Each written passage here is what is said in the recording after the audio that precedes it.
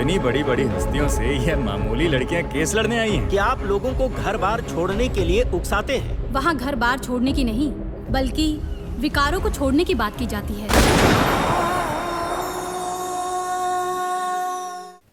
ओम शांति।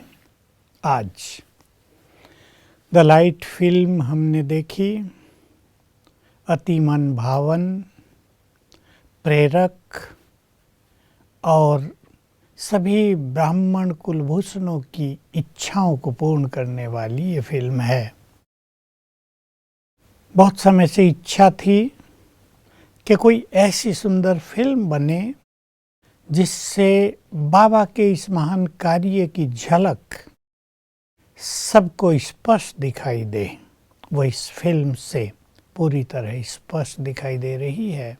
प्रारंभ से ही कैसे भगवान ने आकर ब्रह्मा के द्वारा ये स्थापना का कार्य प्रारंभ किया और वो ब्रह्मा बाबा कितने मनोबल वाले व्यक्ति थे जिन्होंने अनेक विघ्न और बाधाओं को पार करते हुए निरंतर प्रगति के पथ पर अपने कदम बढ़ाए रखे। बहुत आनंद हुआ। बाबा का रोल भी बहुत सुंदर है। एनिमेटेड फिल्म है लेकिन ऐसा लगता है कि लाइव एक्टर काम कर रहे हैं। बनाने वालों को भी बहुत बहुत मैं धन्यवाद देना चाहता हूँ। मुझे पूर्ण विश्वास है, जैसा मुझे लगा कि इस फिल्म को देखते ही मन आनंद विभोर हो गया। जो भी इसे देखेगा उनका मन आनंद से भरपूर हो जाएगा और जीवन में आत्मज्ञान प्राप्त होगा और अध्यात्म की ओर आकर्षण होगा।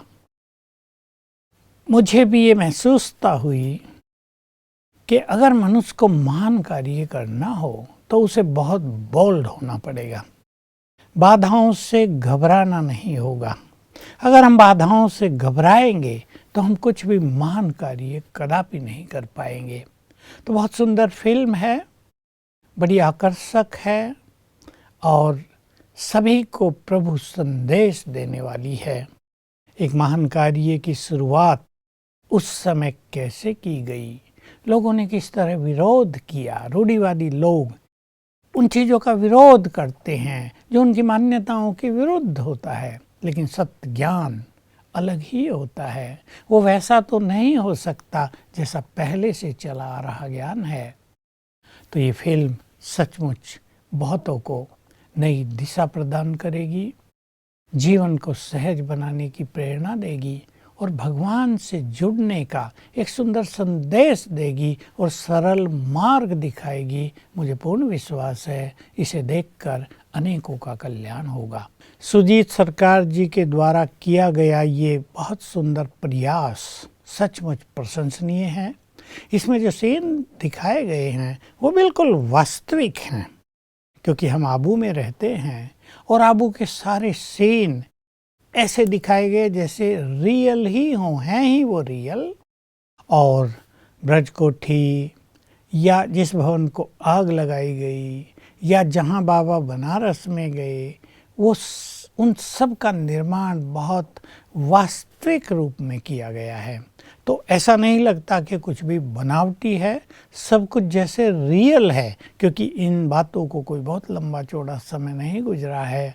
तो इसके जो सरकार जी हैं जिन्होंने इसका निर्माण किया है वो भी सचमुच धन्यवाद के पात्र हैं और मैं तो बधाई देता हूँ कि ऐसे सुंदर कार्य आगे भी करते रहें, ताकि बाबा का जो ये महान कार्य है, ये जो ज्ञान जन जन तक पहुँचाना है, जिससे अनेक मनुष्यों का कल्याण होता है, ये फिल्मों के माध्यम से बहुत सहज हो सके।